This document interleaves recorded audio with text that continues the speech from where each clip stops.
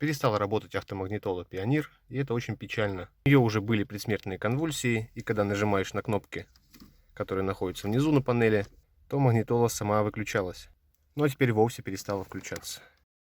Если перестала работать магнитола, необходимо убедиться в том, что другие устройства также работают. Например, обычно с автомагнитолой перестает работать прикуриватель. Обязательно его необходимо проверить.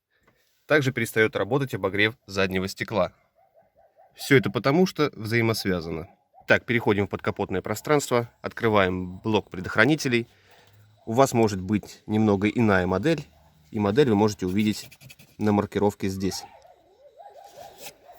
Далее, на крышке здесь не указано, где находятся предохранители от прикуривателя и автомагнитолы. Поэтому вбиваете именно по этому номеру в интернете. И согласно вашему блоку предохранителя находите, какой из них отвечает за данное устройство. В моем случае это F4. Достаем его, и если вдруг он неисправен, то заменяем на новый. А вот если же с ним все в порядке, то здесь уже все намного сложнее. Для дальнейших действий нам понадобится мультиметр.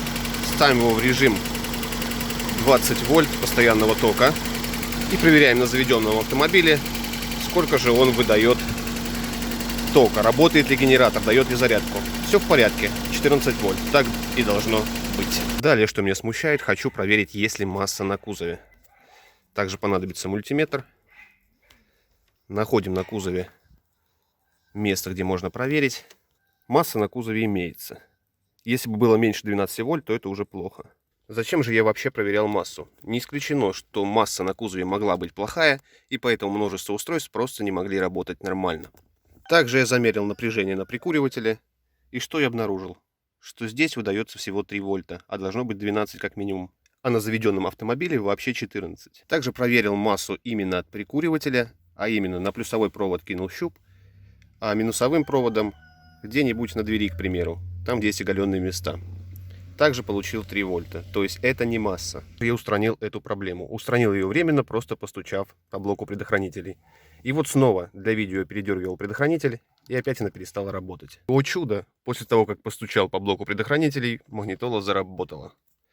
Можно также попробовать замерить еще раз напряжение на прикуривателе. И обнаружим, что теперь напряжение нормализовалось. Вообще, если это вдруг не предохранитель и у вас подобные поломки, то здесь может быть несколько причин. Во-первых, это плохая масса на кузов. Мы ее проверили, она нормальная. Во-вторых, частично может быть масса плохая на определенных устройствах, например, на прикуривателе. У магнитолы и у прикуривателя она общая. Поэтому нам необходимо найти массовый проводок, куда он крепится под панелью, и передернуть его, почистить, потому что он мог окислиться просто-напросто. В моем случае он находился на креплении печки. Вот, я надеюсь, вы видите. Вот он. Также могут быть виной и окисление плюсовых проводов. Эти провода идут в колодку, которая идет в блок предохранителей. Как узнать, в какую колодку именно, нужно посмотреть по электросхеме. Данная колодка будет находиться под панелью, вставленной в блок предохранителей. Вам необходимо ее найти и выдернуть. Именно ту, которая отвечает за прикуриватель. Посмотреть, нет ли окислов на данной колодке, именно на контактах. Если же они есть, почистить и вставить обратно. Возможно, вы решите этим проблемы. Но простейший вопрос, виновата ли, к примеру, проводка, потому что многие говорят, может где-то провод перекусился или еще что-то, или отгнил. Ну, в принципе, это возможно, но мы же обнаружили, что у нас не работает несколько устройств, то есть и магнитола, и прикуриватель, и обогрев заднего стекла. В общем, с этой проблемой поиска еще раз поиск. Также не забудьте проверить предохранитель сзади самой магнитолы, который может перегореть, его нужно будет заменить. Для этого нужно достать блок магнитолы и сзади посмотреть предохранитель. В моем случае проблема была в той самой колодке, в которой подокислились контакты. Колодка, имею в виду, которая присоединяется к блоку предохранителей изнутри. Поэтому, когда я стучал по блоку, магнитола включалась, в том числе и все к ней привязанные устройства. Позже у меня возникали еще некоторые проблемы с этой магнитолой. Например, плохо начали нажиматься некоторые кнопки, такие как переключение музыки вперед, потому что она самая часто нажимаемая, и она имела проблему. Сейчас давайте разберемся уже со второй проблемой, с плохо нажимающейся кнопкой.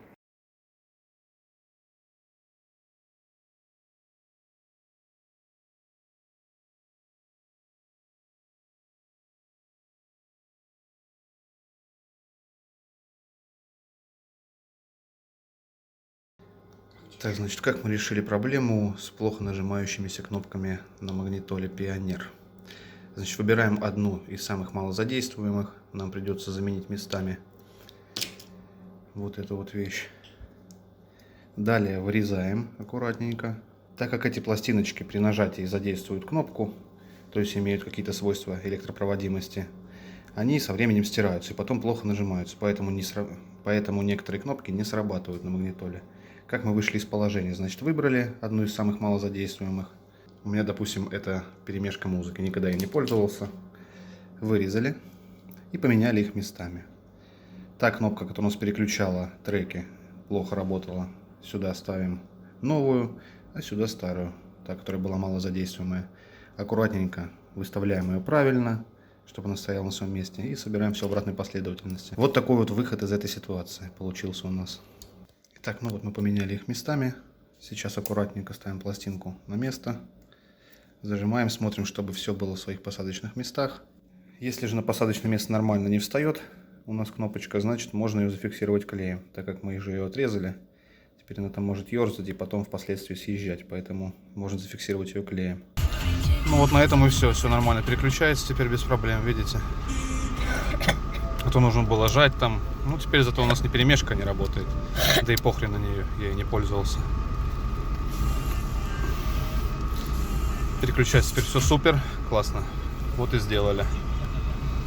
Все вышеописанное, то есть способы устранения неисправности с магнитолой, сделано, конечно же, именно в моих условиях, именно с моими личными проблемами, то есть с проблемами автомобиля. Так как у всех может быть абсолютно разные проблемы, я перечислил лишь самые часто встречающиеся, с которыми сталкивался я. В этом случае не исключена иная какая-то проблема, выход из строя самой магнитолы, прочие проблемы, какие-то замыкания и многое-многое другое. На этом я хочу закончить этот ролик. Надеюсь, что я смогу вам помочь. Всем спасибо, всего доброго.